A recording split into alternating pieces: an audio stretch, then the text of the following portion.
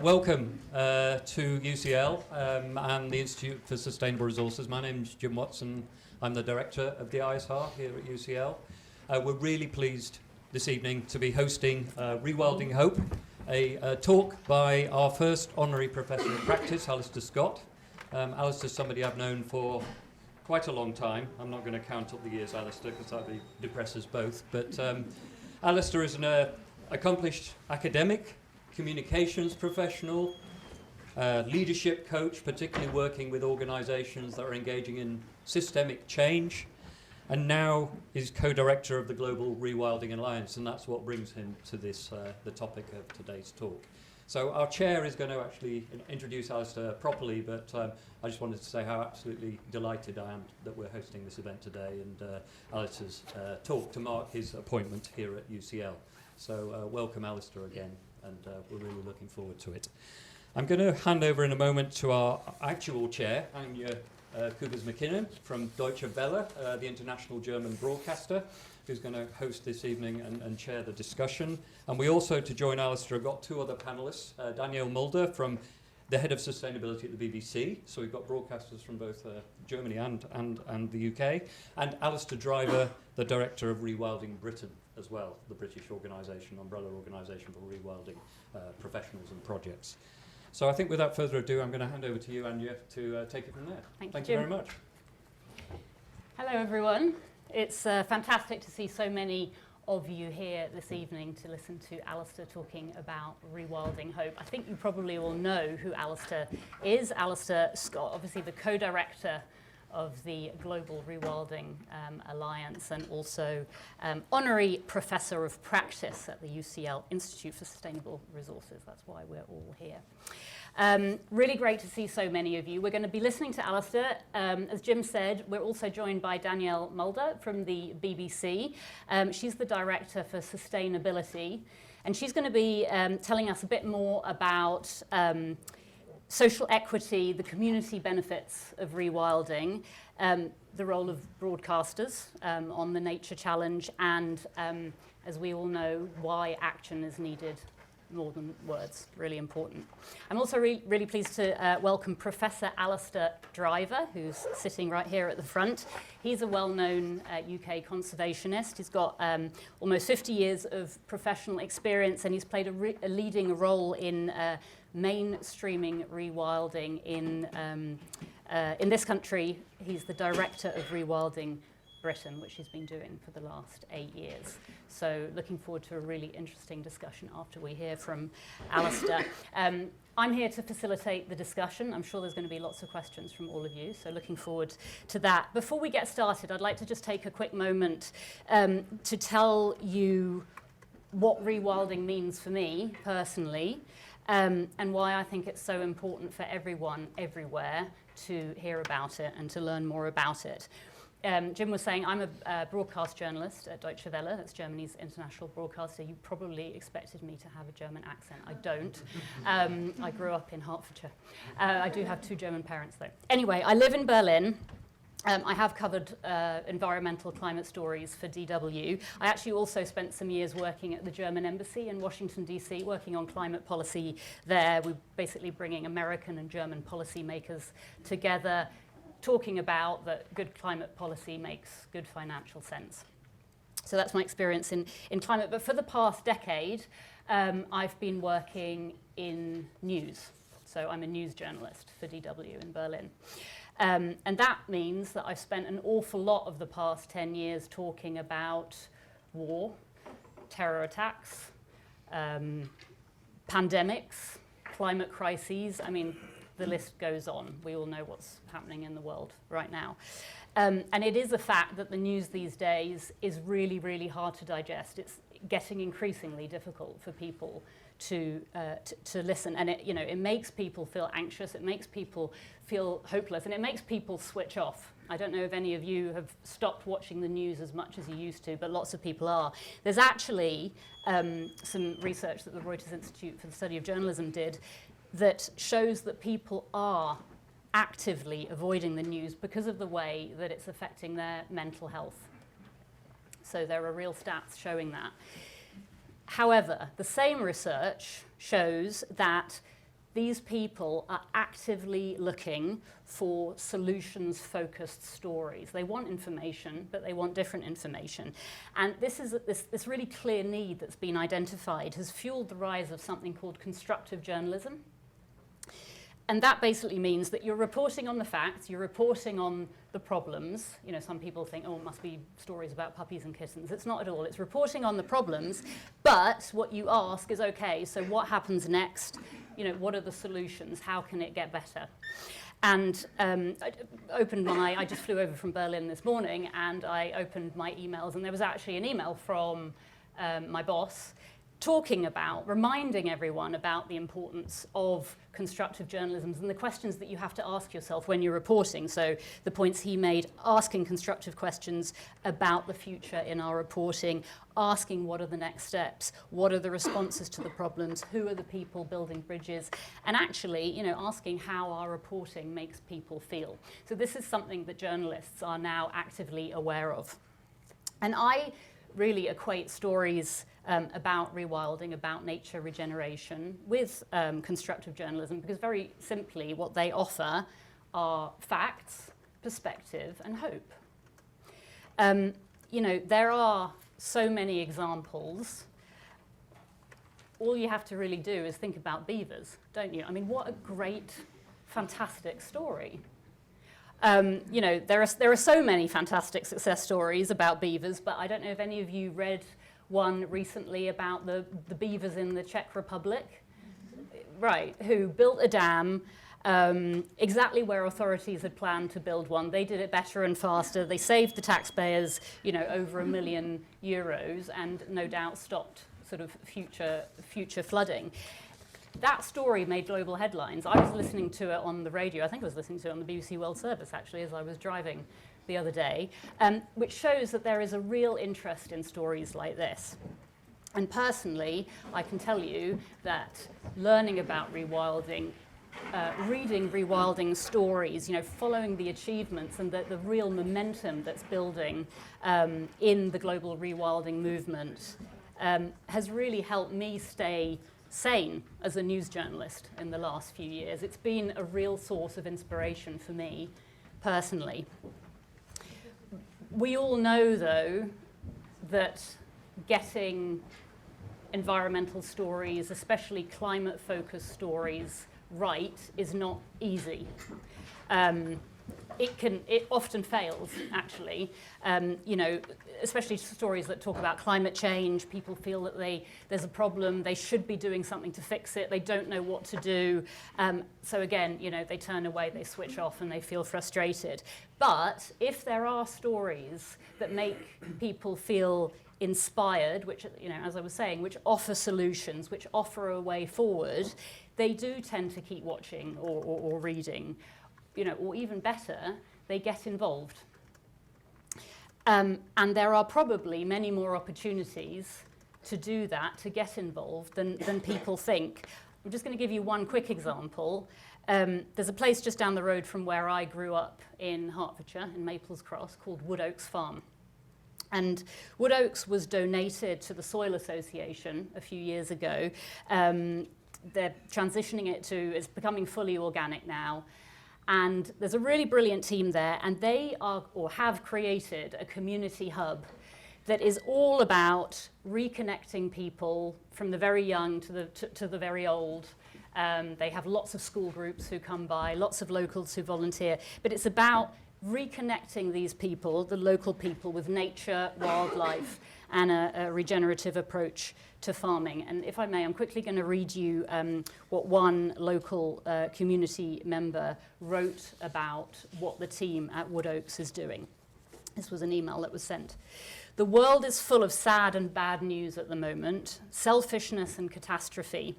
This amazing group of people at Wood Oaks, including many volunteers, are restoring hope and faith in building a brighter future, offering mental and physical health benefits and education of young people in the life skills that are so vital to future happiness. That is the kind of hopeful perspective that all of us need, no matter what age we are and where we come from. And from my point of view, that is absolutely what rewilding offers in bucket loads. So with that, I am extremely pleased to introduce you to Alister Scott, who is going to talk to us about Rewilding Hope. Alister.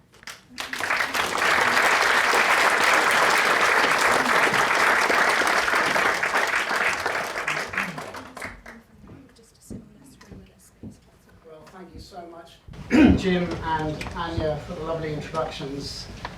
It's quite amazing to be standing here. As I'll tell anybody who will listen, I think of myself as a really quite a simple country boy who grew up mainly in the west of Ireland.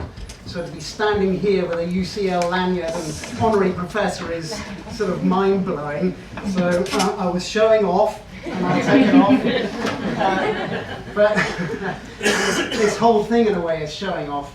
But what I want to do is share with you this amazing story of rewilding and how much hope it can bring. We have these three interlinked crises of climate, biodiversity loss, and the anxiety crisis, which I think in some ways is the biggest one. So I'm going to try and link those all together and show you how rewilding can bring hope in the face of these three crises. Now, I wouldn't have got here without the support and tolerance and patience of so many people in this room. So I'm just so grateful to you all. Thank you for tolerating me while I went on all sorts of weird journeys and getting lost and going, oh, yes, I'm sure there's something here. Anyway, it's been incredible, and I'm really grateful to you. You know who you are. So, Rewilding Hope, what is a system catalyst? A system catalyst, in my mind, is one thing that solves many problems. And what I'm going to try and show you today is that rewilding is a system catalyst, and therefore it brings us practical hope. There are three specific people I need to thank. Firstly, Manon Kalla, who can't be here today. She's in Amsterdam, helped to put together the incredible slides. Secondly, Ramandeep Najjar, who's here, who's very shy and won't put her hand up, but Ramandeep did some really vital research towards a couple of the slides in here. Thank you, Ramandeep, amazing intern at the Global Rewilding Alliance. And finally, last but not least, May, who was our first volunteer at the Global Rewilding Alliance and has become centrally involved in all of the communications and is absolutely a huge support to me and enabler, and couldn't be doing what we're doing without you, May. Thank you. So, I'm going to tell you three stories of rewilding to start off with. Firstly, the sea otters of California. Why sea otters? Well, who doesn't love a sea otter? So when ecologists got to California, they counted sea otters as non-native because they'd all been hunted out. They didn't find any otters. And the consequence of this is that there was kind of an ecological collapse in that ecosystem. And now that sea otters are coming back and being brought back by rewilders, we're discovering that sea otters eat sea urchins. And what are sea urchins, and crabs and other things? Sea urchins eat kelp. And so in the absence of the sea otters, the kelp forests had diminished hugely by sort of 90%, 95%.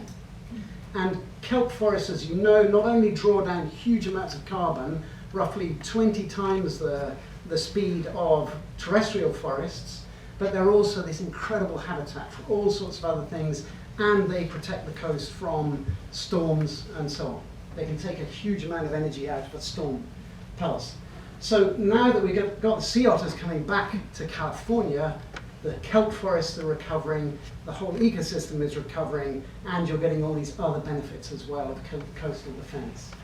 First story. Second story. Here in India, the problem of human-wildlife coexistence, where there are villages that live very close to tiger habitat, and these things are huge. Some tigers weigh 200 kilograms. That's about 3 of me. They're big creatures. So what happens when people from the villages go into the forest to collect firewood is that they are going into tiger territory.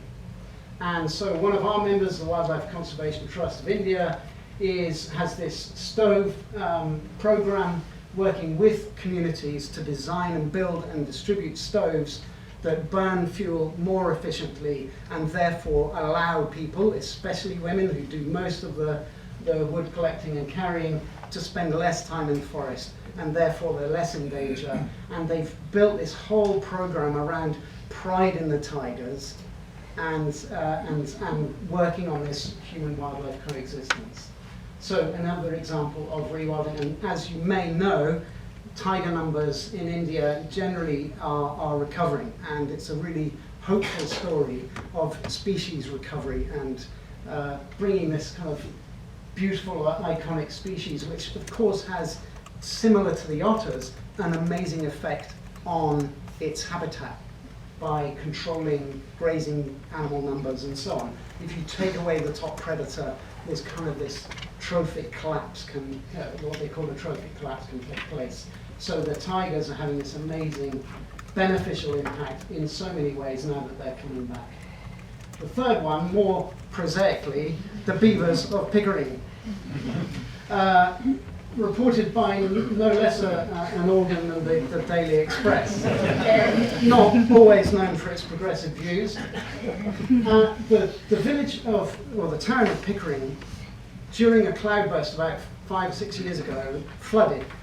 So we're getting this more extreme weather because of climate heating.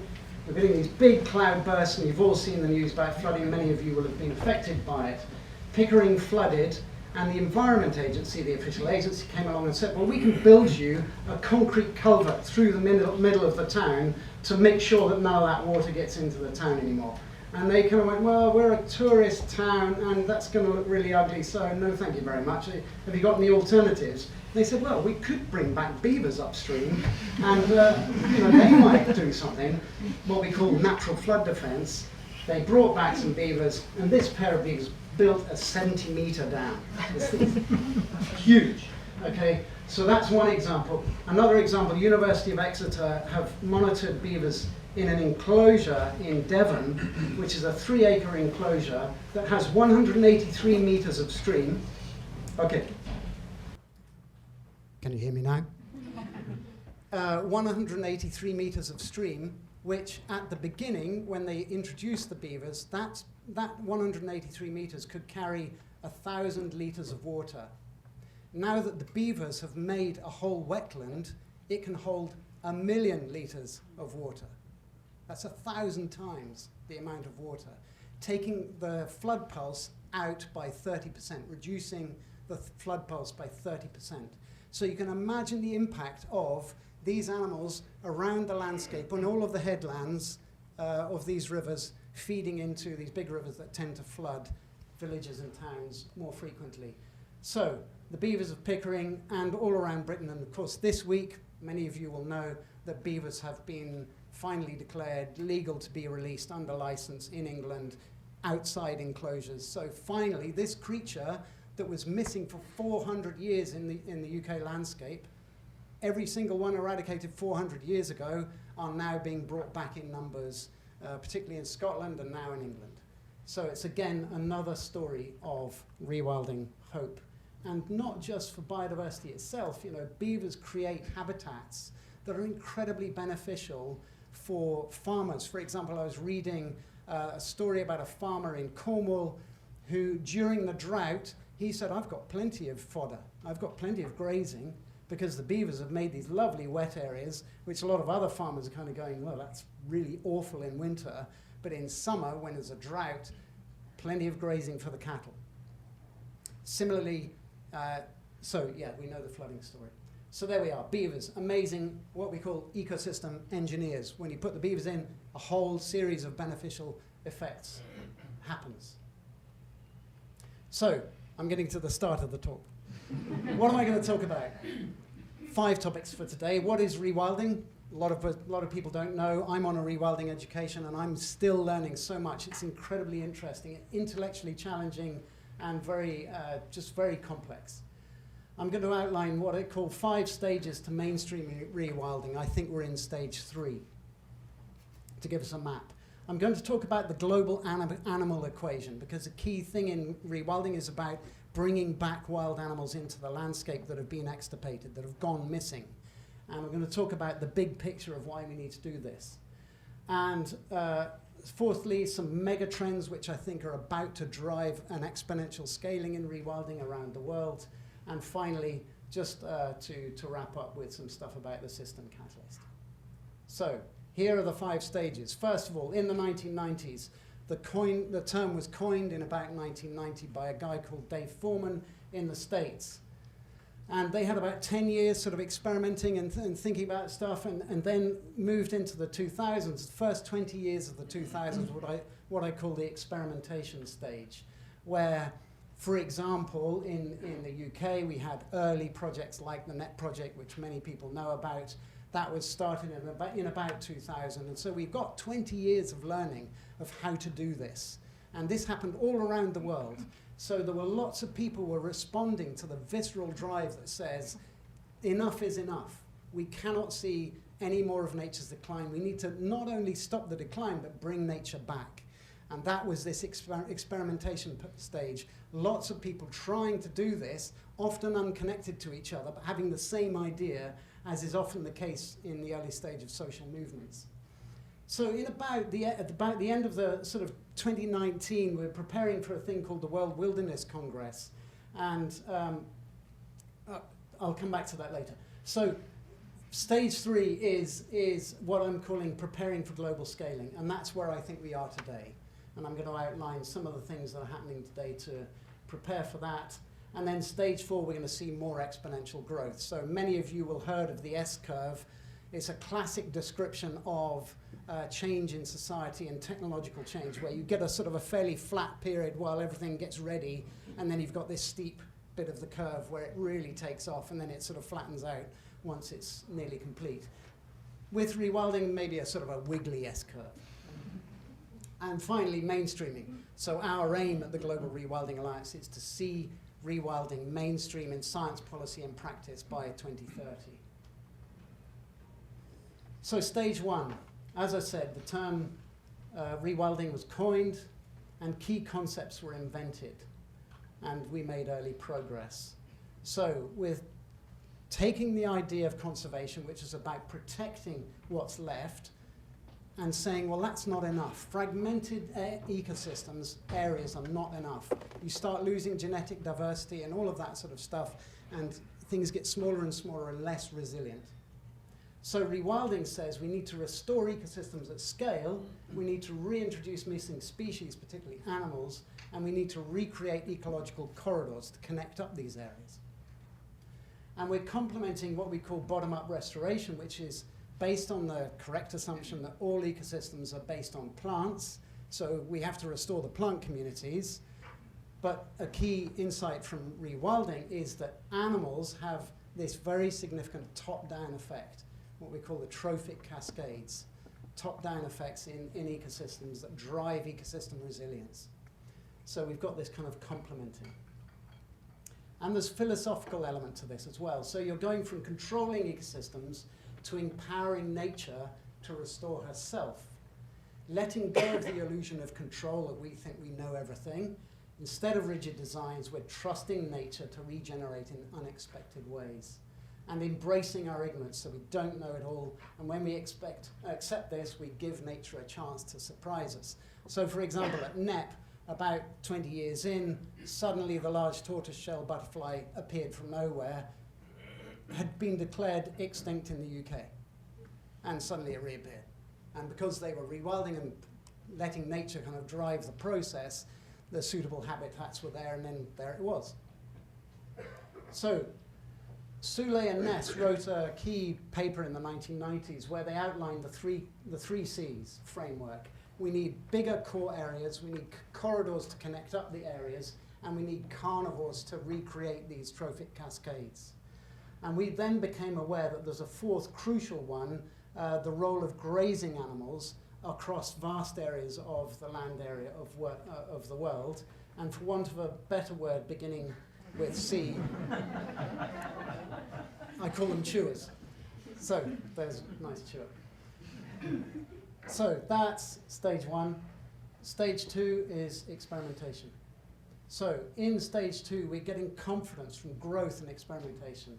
Early reintroductions. This is a picture from the Altindala Conservation Project, winner of the Earthshot Prize. We have Mark and Genevieve from Altindala here today. Real Heroes started 20 years ago.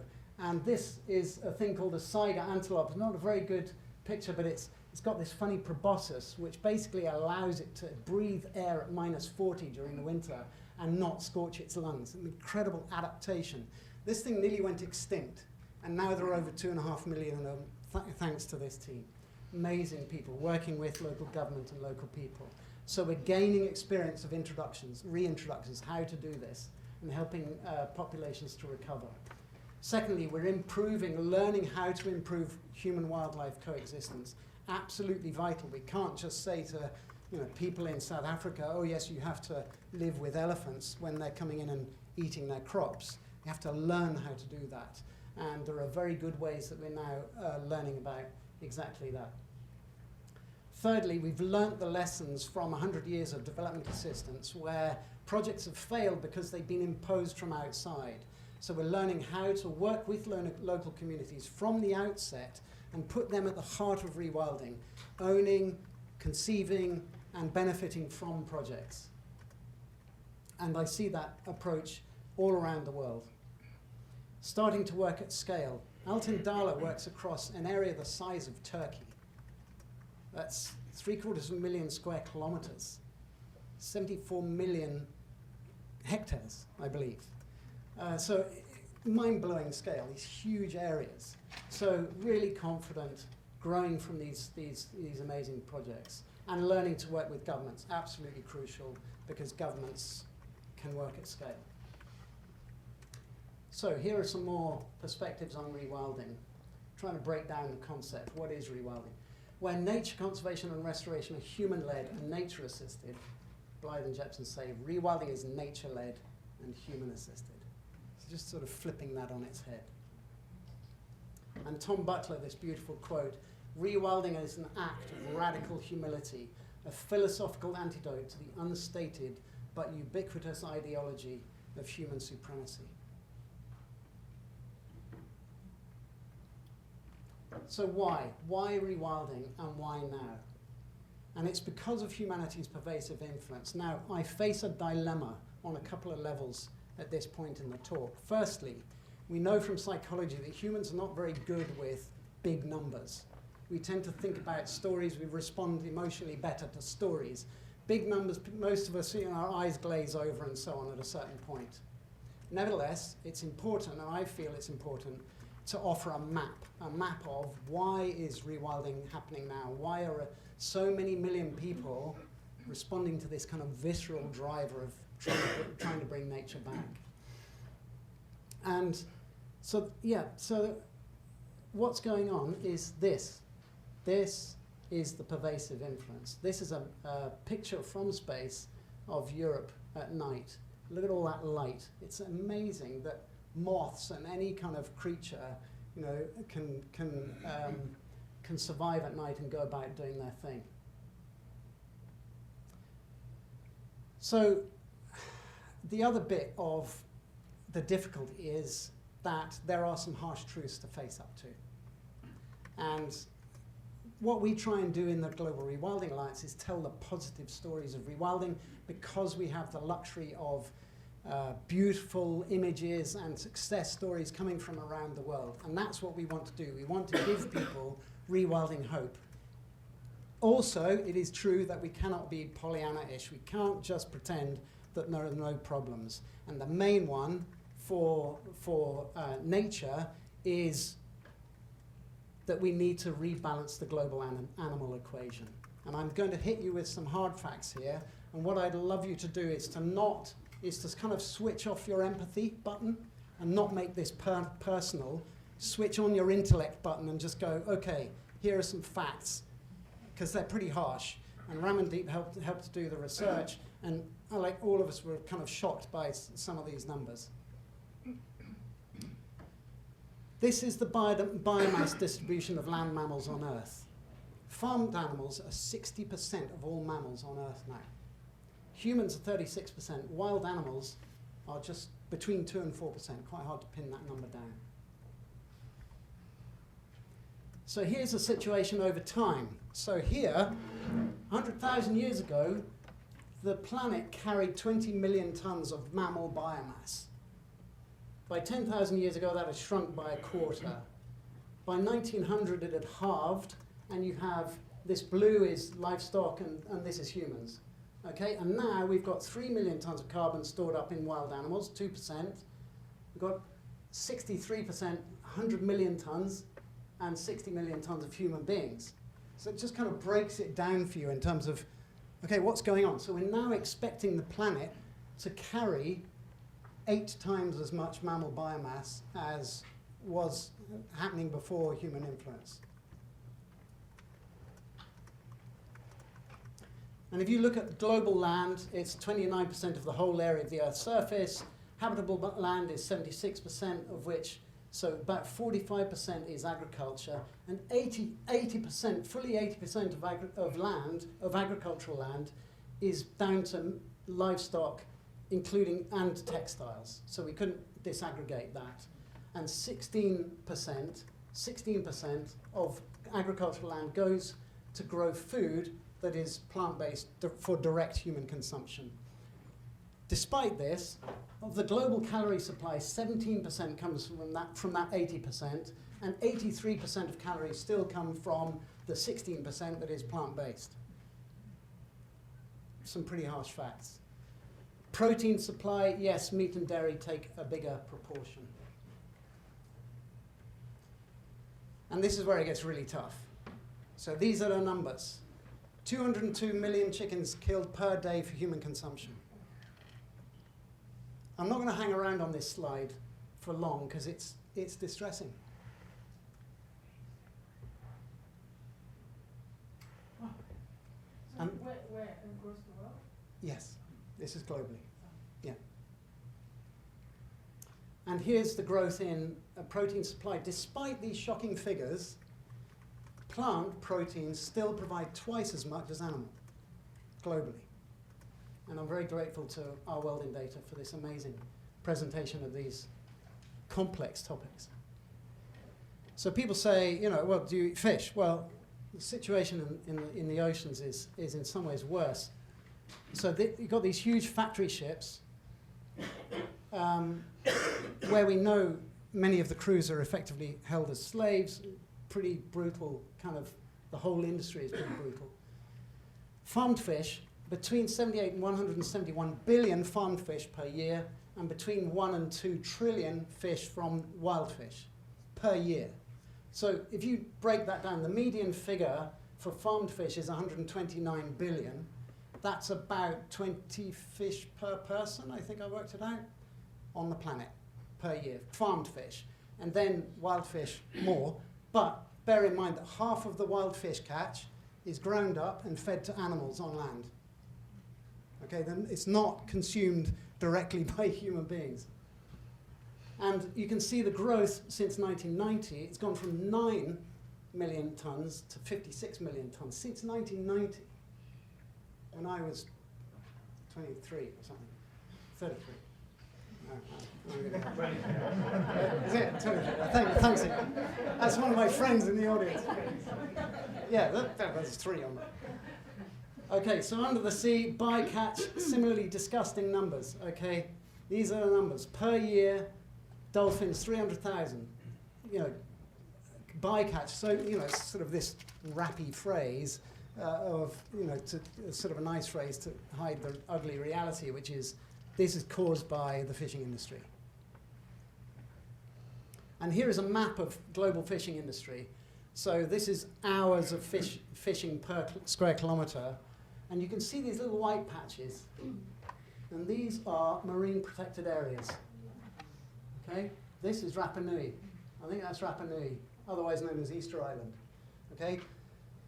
Sebastian from Rapa Nui, who I met here in London, they've joined the Global Rewilding Alliance. They declared a marine protected area the size of France about 5 years ago, and they haven't managed it actively because they haven't got much resource, but he's told me that the last year was the best year for whale sightings in living memory. So just by declaring a marine protected area and excluding the industrial fishing, things start to happen. Nature recovers. So if people ask, well, what does rewilding the sea mean? It means that. And this is Charles Clover, the founder of the Blue Marine Alliance, saying that rewilding the sea is any effort by anyone to improve the health of the oceans, either by actively restoring habitats and species or by simply leaving them alone to recover. And that's often what you can do. The Azores, they've just declared a huge marine protected area. Greece has just declared marine protected areas for 32% of their waters.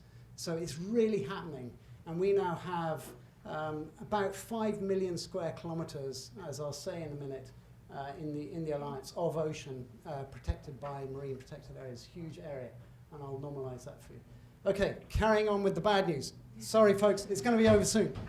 Pets. There are roughly 900 million dogs in the world and 700 million cats, of which roughly 75% of those dogs end up being feral and 70% of the cats are effectively feral.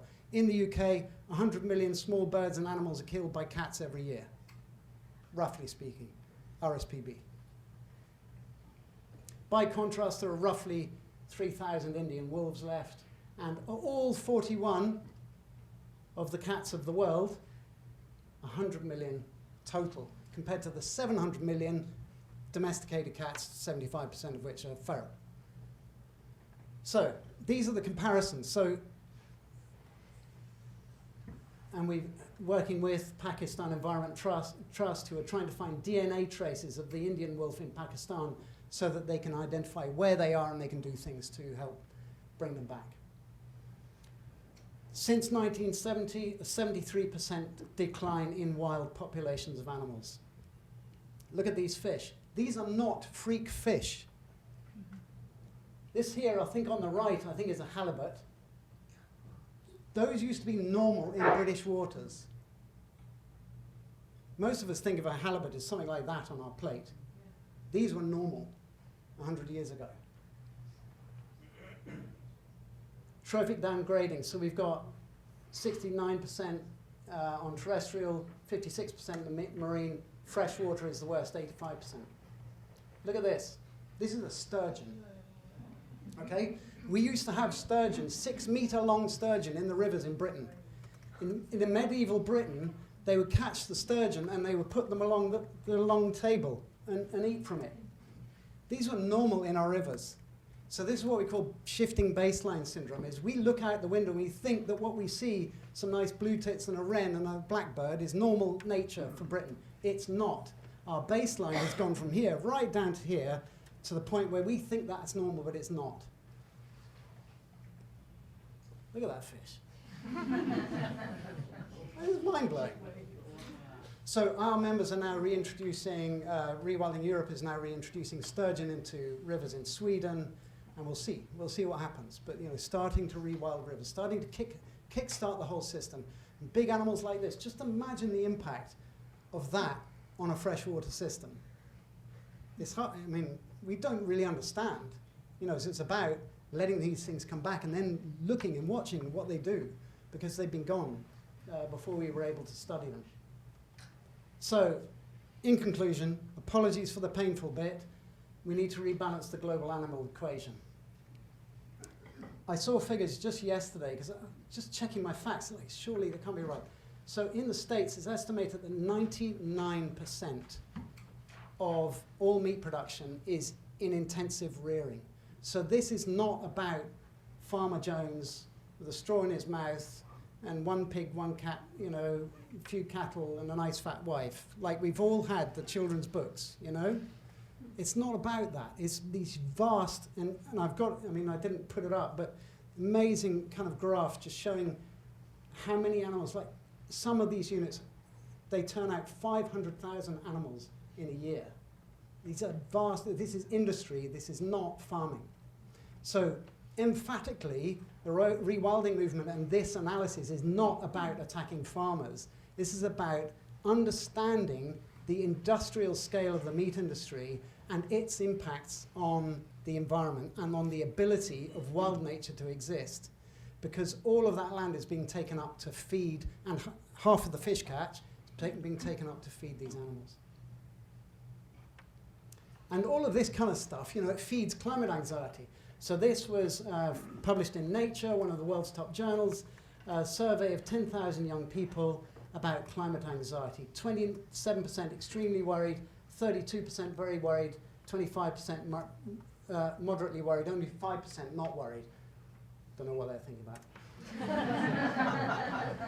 Being teenagers, young of today. So, sad, afraid, anxious, angry, powerless, guilty, optimistic, indifferent. Okay? So, this is the third crisis. So we have the climate heating. We've all seen the effects of that with flooding. 30 million Pakistanis flooded a couple of years ago. We've got the biodiversity crisis, and now we've got climate anxiety. And this, in a way, I think is the worst, because when people get anxious, they shut down, and I think a lot of us have shut down to all of the bad news that the environmentalists push at us the whole time. And that's my dilemma in giving you all these facts. It's like, it's too much, it's too big, what can I do? I just withdraw, and then what does that do? That leaves the status quo just carrying on. Because people withdraw, and then guess who gets to do what they want to do? The people who are already powerful and who are doing what they do. So this, in a way, is the worst crisis of all, and this is why hope, and practical hope, is so important, is to overturn this. So 89 million prescriptions of antidepressants in the UK in 2023, 73% of American Psychological Association, overwhelmed by the number of crises, and as we saw, 59% of young extremely or very worried. So, 5 stages of rewilding. I've got through that bit. We're now preparing for global scaling. And this is where the Global Rewilding Alliance came in. So this document, the Global Charter for Rewilding the Earth, was prepared in preparation for the World Wilderness Congress in 2019, which never happened because of COVID. Nevertheless, we had this document. Why? Because it was realized that there were enough organizations adopting a rewilding philosophy that was a need for some sort of statement of what is rewilding and how is it different from conservation, and then maybe we need an organization to help organize this movement. And it outlines 12 guiding principles. And this is when the Global Rewilding Alliance was founded in 2021, and that's our mission, which I stated earlier, to mainstream rewilding. It's got strong scientific foundations, these 3 publications in particular, but now, for example, the Environment Agency recently published a review of natural climate solutions. They cited over 700 scientific publications. So there's a lot of information out there, increasingly strong foundations. And growing interest in science, so it'll be interesting to see the final figures for 2024. I don't think it tailed off like that, but basically exponential growth of publications mentioning rewilding in science. And this is where we come in. So an early decision in the Rewilding Alliance was to invest in research that showed the link between rewilding and bringing back wild animals and the climate agenda, because the climate agenda has so much more traction in policy and in government and in corporates. So we've invented this new field of science called animating the carbon cycle. And this, this paper was published in Nature Climate Change, which showed it looked at 9 species. So there were whales, sharks, ocean fish, bison, grey wolf, otters, musk oxen, and there's always a couple of others that I forget. So what it shows is that basically, if you brought back just these 9 species in decent numbers, you would allow regenerating ecosystems to draw down so much carbon that it would equate or surpass each of the IPCC's top 5 options for mitigating climate change. That's the Intergovernmental Panel on Climate Change. So they identified 5 options, including a rapid rollout of solar, wind, and batteries. Just 9 species would match that. So just imagine what we could do with rewilding serious landscapes and bits of the ocean. Huge numbers, absolutely huge numbers of, and we've now, at the Alliance, we have now launched a specific website on animating the carbon cycle, where we're bringing together the scientific evidence and developing policy proposals and so on. And here's the extent of the alliance. It's now 239 partners since we put this slide together. 2.5 million square kilometers on land. That's equivalent to about half the size of the United States, being influenced by just these 234 alliance partners, and we're not all the way through the audit. And then twice that number in the oceans, these huge marine protected areas where countries are just going, there, we'll have that 200 nautical miles out from land, and that's an area roughly the size of France by the time you draw the circle around. And the UK has roughly 8 of those in territorial waters, and amazing things happening. So this is where we're at. We're preparing for scaling. What do we need to do? We need to think and act mainstream, not always easy. Starting to work with big capital, for example, bringing mainstream money into and enabling this movement to scale. Inspiring through beautiful stories of success. This is a large part of what we're doing at the Alliance. And working with decision makers globally. For example, at the Convention on Biological Diversity, we managed to get a mention for wild animals as a bridge to the climate agenda in the first attempt at COP16 last November. So I thought it would take 2 more years. We did it first time. Amazing. And engaging through art and public events. So this is about to start happening in April. It is a herd of wild animals, puppet wild animals made out of cardboard. And they are going to travel 20,000 kilometers from the tropical forests of Africa through Europe and up to the Arctic. They're made by, you may have seen Little Amal, the giant puppet girl who was a refugee coming through Europe, and made by the same people who did that. So we are partnering very proudly with the herds, and watch out for it coming in from April, starting off in April. So creative ways to engage people in this amazing kind of, and there's a beautiful film of how these animals move and they breathe, and it's just going to be amazing. So why? Well, because big change happens when human hearts are moved. So we can salute the otter, because we know that he's sorting out all those naughty little urchins. Thank you, Mr. Otter. Yes, Otter. So engaging the global public, showcasing rewilding successes, working through the media, uniting on World Rewilding Day. It's on the 20th of March, a couple of weeks' time, so get that in your diary. There'll be stuff happening all around the world. It's amazing what's coming into our inboxes, giving people rewilding hope. And that's helping us to prepare for this scaling thing. Now, here are the megatrends which I think are going to favor rewilding.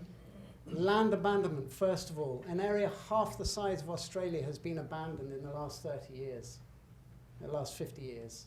It's 400 million hectares. So as land becomes degraded and exhausted, as we were warned by scientists 30 years ago, that you can't keep ploughing and spraying and fertilizing, you're going to exhaust the land. Sure enough, land is becoming exhausted by industrial agriculture, and farmers are having to just walk away. And also, people are moving to the cities and that sort of thing. So that's a big mega trend, and that's not going to stop anytime soon. Secondly, global commodity markets are as harsh on real farmers as on nature. Real farmers, people who actually look after their farms and their animals, they're up against this. That's what I mean. And there are multi-story car parks in certain countries that have pigs. There are pig units. They never see the light of day. So if you're a real farmer, you're up against this. And on the global commodity markets, you're now having to fight to sell your produce against this kind of scale. And these people are ruthless. This is not a farm, this is an industry. We know, for example, that the staff are treated incredibly badly.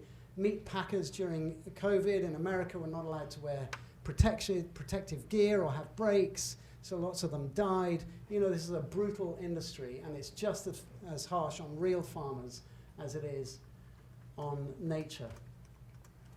Thirdly, global heating itself, the rise of extreme weather. So when Doug and Chris Tompkins arrived in Argentina and started their first rewilding project in the Ibarra wetlands in Argentina. They were able to buy land because a bunch of gauchos, cattle farmers, had to sell up because they'd had so many flood events that the animals had been killed, and they just gave up.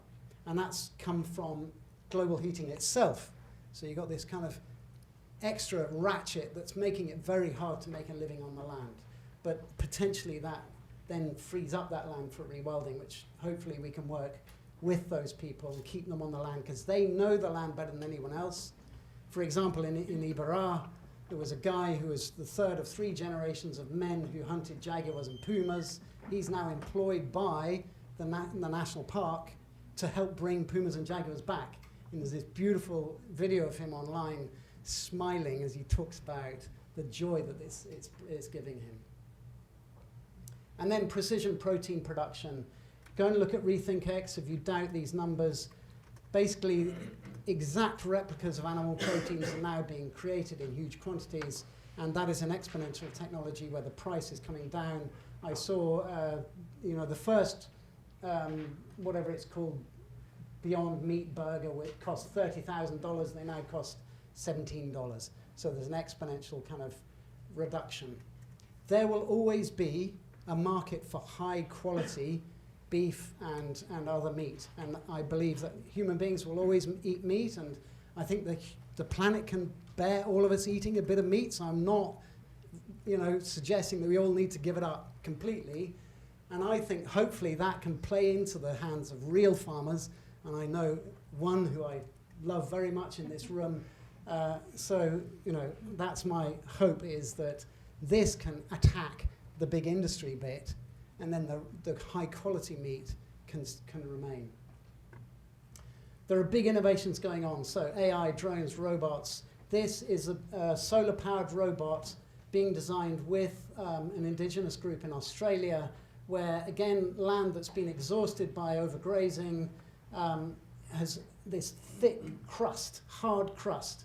So this thing has a drill. It goes along, puts the drill down, drills through the surface, allowing water and burrowing animals back in, and then you kickstart the whole ecosystem again. So there's incredible innovation going on in the rewilding movement. And the 4 Ds here, so especially if it's dull, dirty, dangerous, or distant, why not use a machine? I'm on the home run. So here we are. Rewilding, a system catalyst. Systemic problems require systemic solutions, and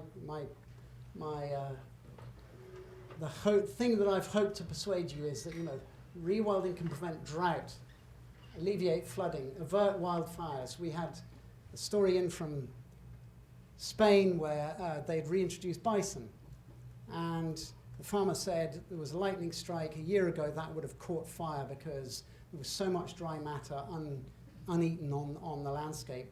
Bison eat up to 15 to 20 kilograms of dry matter a day each. So you bring back a herd of bison, they're eating all that dry matter, and so it's not going to catch fire in the lightning strike.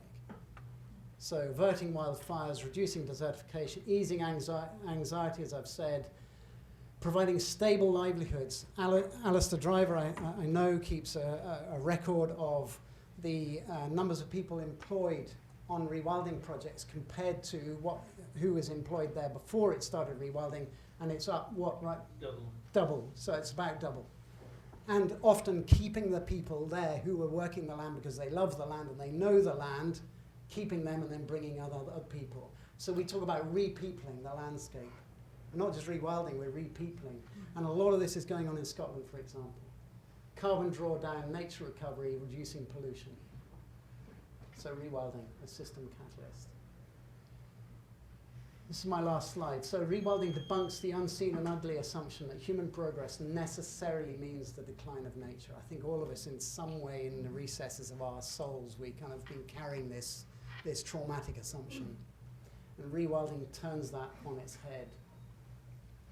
All human thriving depends on a vibrant web of life. And I'll just finish with one story, which is that Nelson Mandela had this inspiring vision. He realized that apartheid South Africa had made enemies of a lot of their neighbors, but he knew that wildlife did not respect international borders. So he created the Peace Parks Foundation, which is this organization that uses wildlife recovery to work between countries on nature recovery, and thereby, by showing compassion to nature and helping nature's recovery, also learning relationships and rebuilding relationships with neighboring countries. And they've now translocated nearly 20,000 large animals, whole herds of antelope, elephants, and so on, into Mozambique that have lost all of its species during a brutal 10-year civil war during which 1 million people died, recreated that entire ecosystem in places like Gorongosa. I don't even know how you transport giraffes. I mean, presumably you have to avoid low bridges. But they're doing it, you know, it's amazing. Like, how do you do that? It's mind-blowing. 20,000 animals, okay? So I truly believe that this is what we're doing in the rewilding movement. We're giving people a renewed sense of what I call an inspiring shared purpose beyond self. And by rewilding, we're rewilding hope itself, because our hope has kind of got shrunk and shrunk. So we're rewilding hope itself and giving people new purpose, meaning, and energy in their lives. Thank you very much for listening.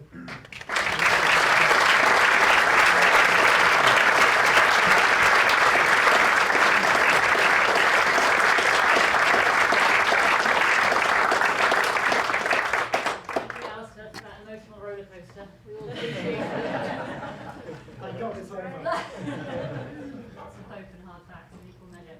We're going to move on at pace. Danielle Mulder, Director of Sustainability thank at you. BBC. Is this working? I will hand over. Thank you very, very much. And congratulations, Alistair. You know, becoming a professor. What a great presentation. It's lovely to be here this evening. So obviously, I work at the BBC, so I'm not going to miss the opportunity to show you some media. I've got to show you some media, have I? Surely, I work at the BBC. I am going to lean into the big guy himself, who can articulate this better than myself. And this is a clip that I wanted to share with you, which is from one of our recent natural history unit documentaries. It's BBC Asia, and hopefully articulates you know, the human dimension to this, and how we need to address social equity.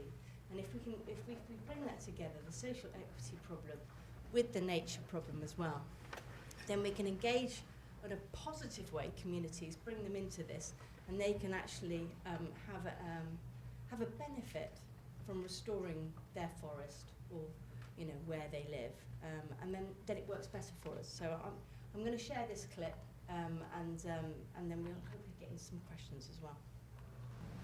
So thank you very much for watching that. So we just wanted to showcase the sort of the human dimension of this, and how this can work in practice, and bringing in sort of human needs, in this case the healthcare needs of a community, and addressing poverty can actually enable us to actually sort of reforest whole areas and bring the animals back. I think what I love about that clip is the joy, isn't it? It's the joy that it brings those people in their work and what they're doing. So I know we want to get into questions, but I just wanted to highlight, I'm very lucky that I work, and there's somebody else in the audience that also works at Nattergal is a company that is taking action. So I work there in the capacity of a non-exec director. And I just want to land the point that the broadcasters obviously have a role to play in informing and educating on the topic, but we can't just talk. We do need to do, and that's why I'm very proud to work at Nattergal. Nattergal is connected to NEP, which is the sort of one of the most famous, I guess, rewilding stories here in the UK, and it was co-founded by Charlie Burrell. But what is interesting about this, and we can perhaps get into some questions if you like, is that this is a company that is doing nature restoration here in the UK. We've got 4 sites, and it's unashamedly, these are the sites, it's unashamedly making sure that this is commercially viable, that we can actually invest in nature, restore nature, but it's commercially viable. And we need to be able to do that to ensure that the money comes. I mean, there's apparently a gap of trillions in this area in terms of what we need to to invest in nature globally, to bring it to halt and restore it, to bring it back to where we need to go, to even to achieve 30 by 30 in the global biodiversity framework. So the purpose of NATSCO and the ambition of NATSCO is to actually make nature an asset class, natural capital as an asset class that will become investable in, and investors will get a return on that, and then it also delivers all these other benefits in terms of ecosystem services that it can deliver as well. And we're actually proving the case, and actually today, and then we'll get into some questions, Booth B is one of the sites up in Lincolnshire. I've been there several times. Arab, a big engineering company, has just announced a deal with a company called Wilder Carbon, which is about animated carbon, which Alister touched on, and has committed to a £1 million investment in this project for the carbon sequestration that it delivers, the 10,000 units of carbon that it delivers, that Arup will then use for its own corporate strategy. So this really is how we're going to see these systems and solutions work. But I think I'll stop there, because I know we're a little bit short on time. Perhaps get into some questions. Let's get into the questions. If I can invite our lovely panellists to come and sit at the table. I'm presuming my microphone's working. Shout at me if it's not. And hands up, who's got a question? Yeah, I thought so. Okay. I've got lots of questions as well, but I'm not going to ask them because I'm going to leave it up to you. Shall I take a microphone up to our people who are going to ask questions? Why don't we start with you? I don't know who you're going to direct your question to. I was going to say, you mentioned there's 400 million hectares of land, farmland that is just being left fallow because it's become overused. Is that kind of naturally rewilding itself, or is it just kind of poisoned land that just kind of sits there like a scar on the landscape? I wouldn't like to generalise. I think it's a good question. I think that the point I would sort of derive from that is that there are big areas of land becoming available at a price that rewilding organisations can afford either to lease or to buy, and therefore bring back. So amazing news this week, the Australian Wildlife Conservancy, which is influencing 2% of Australia, has just announced that it's joining the Global Rewilding Alliance. So that's amazing, and they are directly influencing 6 million hectares. And what happens typically is when a piece of land is sort of decided, well, that's no longer viable for agriculture, then that comes on the market, and then organisations will look at that. One of the concerns about rewilding is, you're buying up land and reducing food production. I've never seen that happen in terms of high-grade land going into rewilding. It's always the low-grade lands. Because if you're a rewilding organisation, you don't have a lot of cash as a general rule, so why would you buy expensive high-grade land? You're going to go for this low-grade land. But it's happening all over the world. It's happening in places like Australia, but also even surprisingly in places like India, where because of the move to the cities, there are increasing numbers of parcels of land which used to be cropped and farmed, but are no longer. You've got aging villages where the young people have moved to the cities and the old people aren't farming all of the land. So we have partners who are working to bring back nature into there and working with those communities to pay them for the benefits of bringing back the nature. So yeah, not a terribly comprehensive answer, but. Yes, gentleman just up here. Can I ask about how you are drawing down carbon into the rewilding areas? Because I think it's a little controversial. Clearly trees are brilliant. I've been looking into regenerative agriculture, and I think there's a lot of greenwash there, that they say we are getting a lot of carbon into the soil, when in fact all it is the plant stalks after the harvest rotting away, and then they release all their carbon within weeks or months. So, could you say a bit more about how you get the... I mean, of course, regenerative agriculture has very great benefits of low toxic chemicals. Yeah. They're very good in important aspects. Do you want to Say a bit about it, yeah. So it's very, very important to distinguish between rewilding and other forms of nature-friendly farming. there is a blurry edge between the two, but with rewilding, remember what Alister said, you're letting nature lead. And yes, maybe in this country we have to use herbivores, like cattle, as proxies for forming native animals. But the priority for rewilding is nature. So do not think that planting Sitka spruce plantations across mid Wales is rewilding. It absolutely is not. We need to be working at scale and allowing natural processes. Regenerative agriculture, yes, it has its benefits, but it's not going to deliver anything like the same quantity of carbon sequestration as a totally natural, restored landscape under a big rewilding project with native trees and scrub and grasslands and peat bogs, etc. So it's very important to distinguish between these different types of land use. Can I give a couple of examples? So NEP, the one that we're talking about a lot, they've now looked at, so essentially if you go to NEP, it looks like a savanna.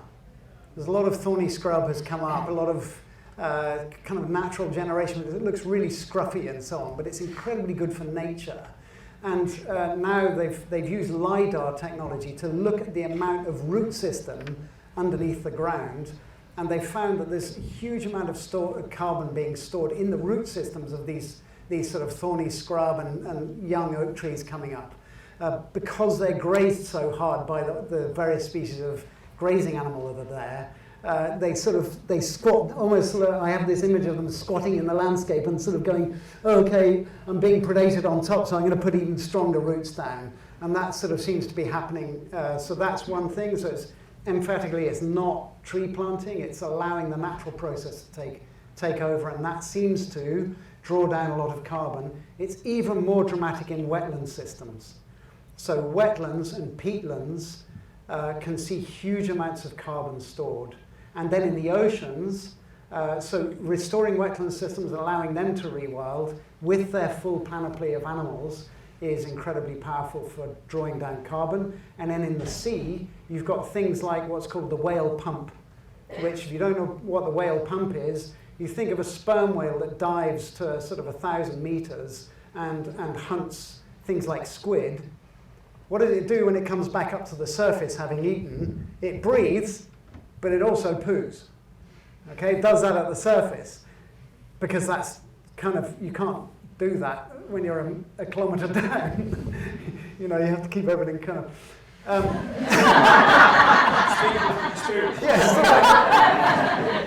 So what happens, scientists have found that that's incredibly vital for the whole ocean ecosystem, because what's happening is nutrients are being released at the surface, and then they're consumed by the plankton and the phytoplankton, and and you're restarting that whole system, the whole ecosystem, ultimately eaten by fish, and then when the fish die, if they're not overfished, they carry carbon to the bottom of the ocean in their skeletons.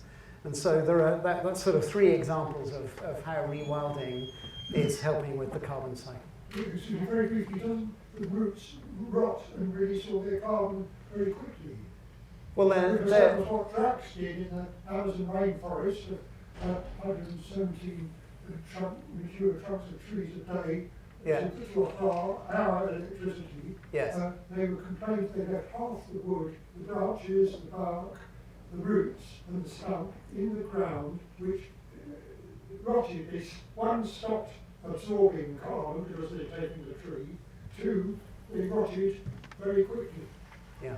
Well, the Drax story, that's quite different, and that's a sort of deforestation biomass. Yes, but it's still... It's very, very different from what we were talking about with rewilding. I was in that yesterday, and what sort of first beef? And we went out, and actually we had the acorn merlin. If you merlin is enables you to listen to the songbird, and then it tells you what bird is available there. And I think within 20 minutes we had more than 238 birds that were registered there. So we're not talking about growing trees and cutting them down and using that to biomass. We're actually talking about a net story. We're talking, and for the Natigel projects as well, just letting nature take over and restore itself in effect. With a few little interventions and helping hands along the way for particular sites, like there's a high fence site up in the Fens in Norfolk. That is about peatland restoration, and it's about changing the hydrology of that site and creating a wetland. And as Alister said, the wetlands bounce back so quickly, and they do, as part of they don't just achieve biodiversity net gain, which is pretty much what governs the National model, by the way, is that statutory requirement on how they measure it, that rigor that's around biodiversity net gain. As well as generating the net gain in biodiversity, it these projects successfully sequester carbon.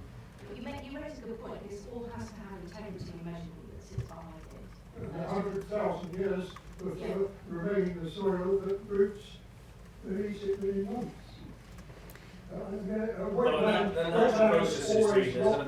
There's a net gain of carbon emissions. Significant net gain. Yeah.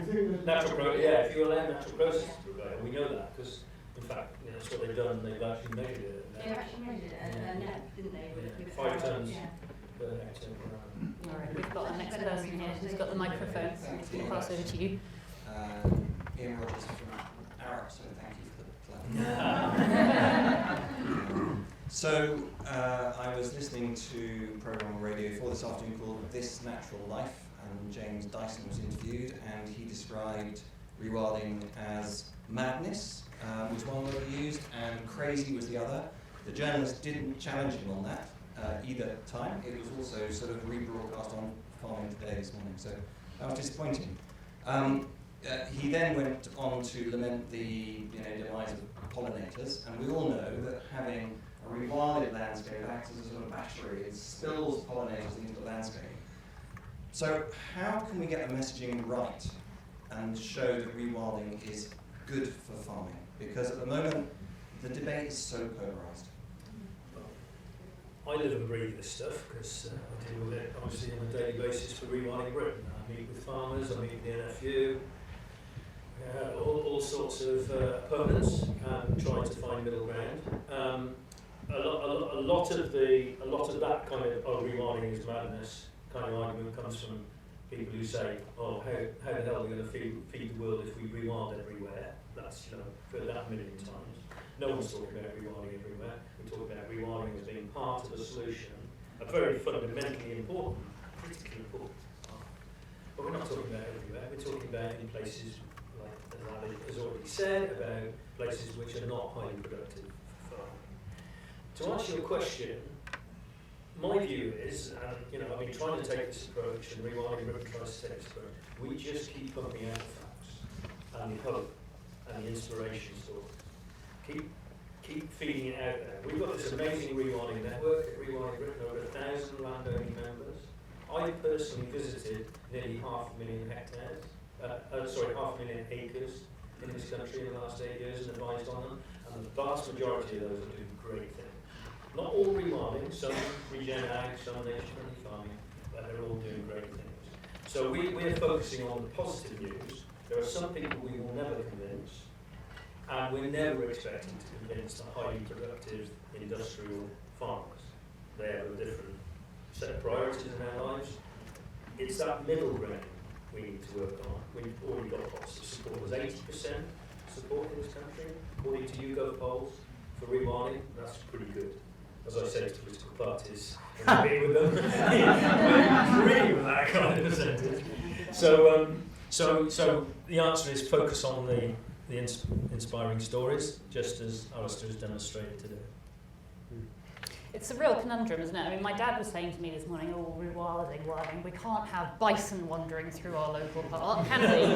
And yet, from what we've heard this evening and what we all know, I mean, there are so many things that make sense. It doesn't make sense that not everyone's behind this. And so this is the question, isn't it? How do you simplify it? I mean, you were just saying it. Focus on the positive stories, focus on the inspiration to actually get that message across. But then, I think when the California fires was happening, I remember this headline in the Daily Telegraph, which was, a religion of rewilding is putting England at risk of fires like we see in LA. And then there were pictures of the LA fires everywhere. Yeah, how do you get past that? That's the question. Yeah, we just, you know, if you take wildfires, the answer is you focus on those projects, those upland projects, which will restore peat bogs at scale, like Moors for the Future, where they've deliberately targeted re-wetting in areas where there is fire risk. And by the way, there's fire risk because of people. It's not weather, it's not lightning, it's people setting fires, arson and barbecues. So you target those areas which are next to lay-bys and car parks and honeypot sites, and you re-wet in those areas, and then you work on the other areas to reduce the risk and increase the probability of being able to put the fire out early.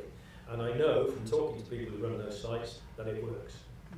Alistair, did you say something? Yes, so I think of there being a sort of like a pro or anti rewilding continuum with sort of maybe 5 stages. So you've got the rabid antis, you know, which is sort of what Ben Goldsmith calls the puce-faced brigade. And then you've got sort of mildly anti, and then you've got neutrals, and then you've got mildly pro and strongly pro and actively involved. And I think of, you know, any big change that's happened. Don't forget, it was just 150 years since we had slavery in this country. And people said, well, if you remove slavery, the whole economy will collapse. We removed slavery and the whole economy did not collapse. But how do you win those arguments? And I always say, win these arguments one conversation at a time, and you move people from this category into this category, and that's a minor victory. And Ben, who has a farm that he's rewilding in Somerset, tells the story of his neighbour who breeds racehorses, being vehemently opposed to his reintroduction of beavers behind the fence, not affecting him. And for about sort of 2 years, we hardly talked to Ben. And then one day, sort of leaning over the fence, going, oh, that's rather good, isn't it? And you know, it's just the charismatic thing of this. You know, I mean, we've got all the ingredients on our side, and now he's saying, well, do you remember the upper echelons of the Froome River used to come through my land, but we put it in a culvert for 200 metres under the ground so that I could have more grazing. Do you think we could put it back with the help of some beavers? So, you know. I see this a lot. You see it in NEP as well. I'm on the advisory group at NEP, and neighbours now are starting to talk, aren't they? They used to be opposed, dead opposed, you could read about it in the book, but now they're coming on board. They can see what they've got. Yeah. Thank you very much, Julie Hill. Alistair, I really like your map of the system benefits of rewilding. I think that's a really important story to tell. You can hit different things. But bringing it down to a slightly narrower frame, do you have a sense how in this country, in England, we have a species abundance target? Do you have a sense of how far rewilding could contribute to that particular target, or maybe you don't think it's a sensible target in the first place? Thank you. Well, the question is, do you want to go first? You know a lot more about it than I do in this country. It's all right, don't do that. I'll shake loud. Unless you're recording. Yeah. Okay, fine. So can I give you an example? So I have the privilege of visiting all these sites. I've visited about 200 now. Big sites, anything over, well, big, not that big really, 100 hectares plus of rewilding. I work privately on one site, Broughton Sanctuary in Yorkshire. It's 2,500 acres, sorry I'm mixing my metrics here, 2,500 acre estate. We're rewilding half from billiard table sheep farming, transforming it now with 300,000 native trees and shrubs. And the grassland has grown wild. It has exploded with life in 4 years. So we start with millions of voles and insects, bees, wasps, beetles, flies everywhere. Last year we ringed 21 barn owl chicks, 13 kestrel chicks. Short-eared owls have just turned up and they're going to almost certainly be breeding. And I just had a lovely text from somebody in that area that said, I have lived in this area all my life, I've never seen short-eared owls on Elslat Moor next door, and I've seen 3 in the last week. It is absolutely brilliant, keep it up. We're now seeing the overspill, so not only is Broughton Sanctuary now teeming with things, but it's now spilling over into the neighbouring countryside, which is probably less than suitable for a lot of these things. But the inspiration that will hopefully give, just as we've described, to neighbouring landowners to do a little bit to take it in that direction gives us hope. But I've said it repeatedly to nature ministers and secretaries of state. Unless you include large-scale rewilding in your land use strategy, you will not turn things around. I've been a professional conservationist 45 years. I've done loads of nature reserves and river restoration projects and wetlands and etc. But that's all piecemeal. It's all fragmented. It will not turn things around. It's stopped us being in a really dire position because thousands of organisations have done a brilliant job for decades, but it ain't turning it around. We're still going backwards. The only way is to adopt rewilding as a crucial part of the jigsaw puzzle. Do you want to add something, Alister? Yeah, just so I'll give the global perspective. I don't think you've got anybody in the country who can answer that for Britain better than Alister. On the global perspective, we now have huge areas being rewilded. As I said, in Australia, we're getting these so-called exclosures, trying to keep animals out, invasive species like cats and camels and so on, which are in huge numbers, hunting all of the local and excluding all of the local wildlife. And they have this experience of taking people to these exclosures, and these are Australians who've lived nearby all of their lives, and their mouth just drops open like this. You know, never seen vegetation like it. It's just incredible. Like, as you say, even within a year of putting up an exclosure, just the greenery just bounces back. Same thing with the Alula project in Saudi Arabia. Creating these exclosures, excluding camels and goats and sheep, and grass. Within 6 months, just grass. And people say, well, Saudi Arabia's a desert, isn't it? And it's just knee-high grass within 6 months.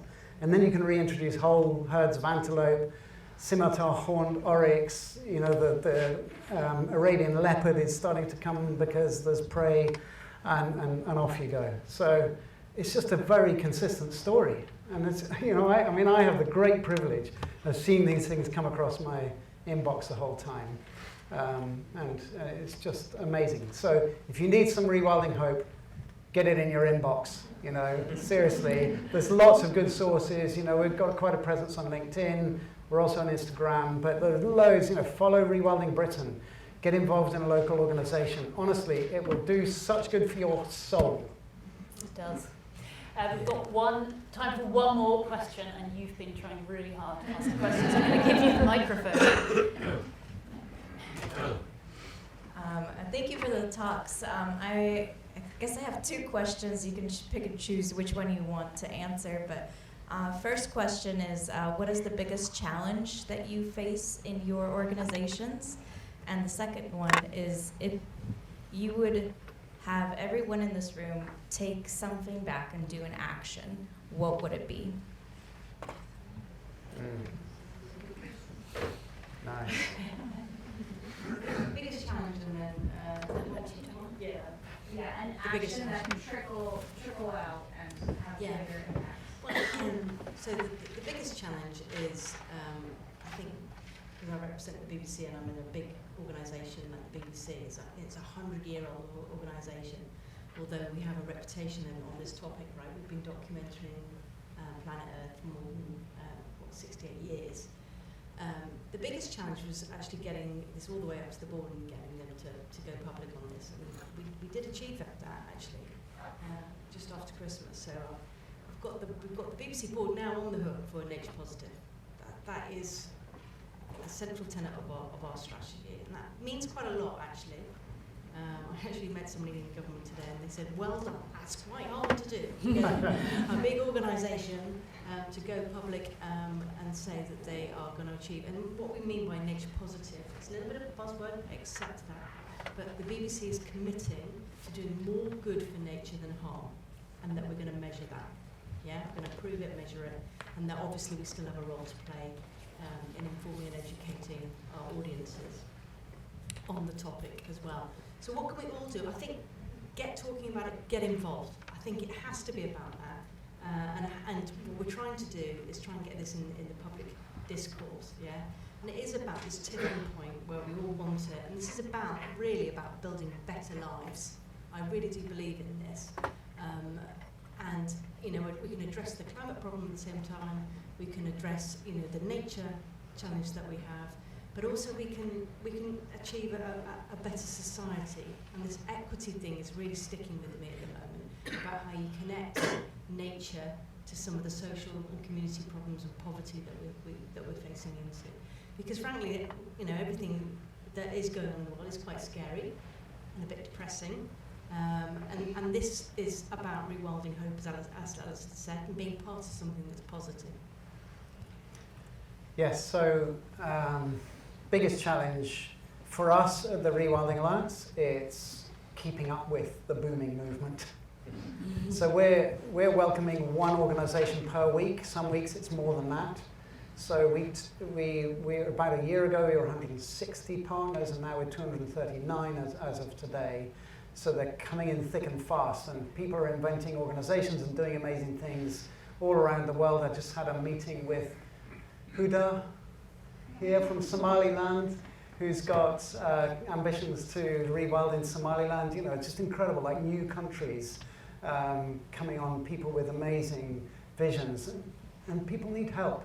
So how do we scale fast enough to be able to provide that help and help people to build that into their vision that's socially inclusive and so on.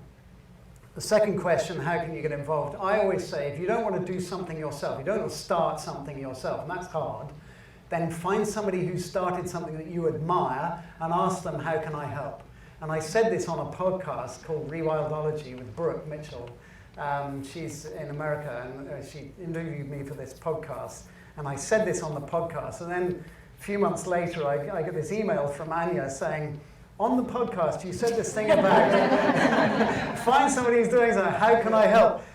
We had a lovely conversation, and then this lecture was coming up. I said to Anja, would you like to chair it? And she's flown from Berlin to, partly to visit her parents, but also so it's incredibly valuable. All of us have got a piece of the puzzle.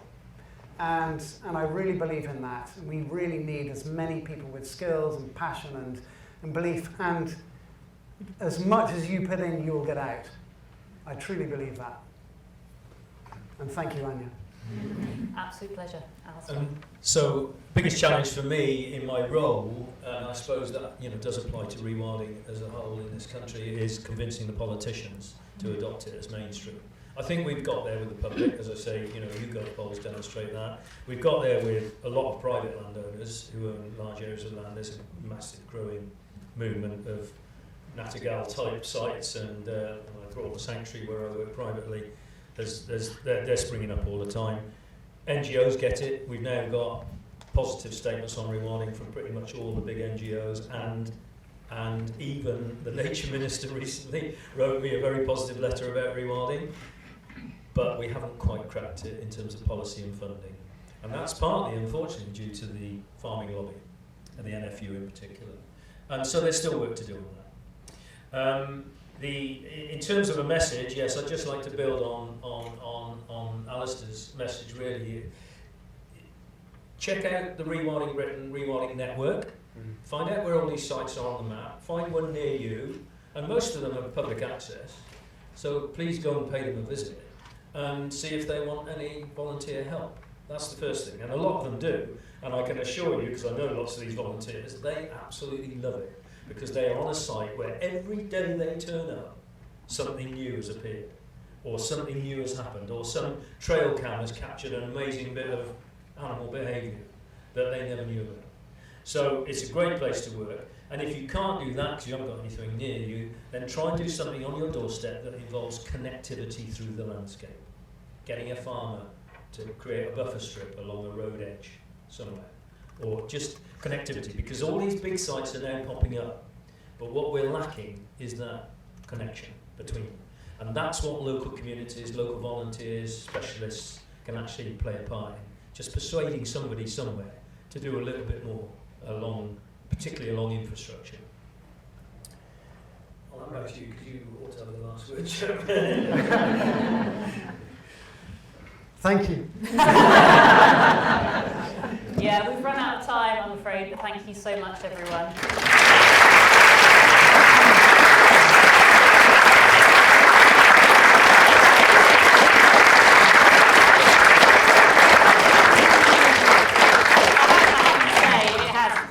me feeling even more inspired than I was before. It's been quite hard, so and I hope it's done the same for you. So thank you so much. There's some food and drink out in the lobby, so please stay around and talk.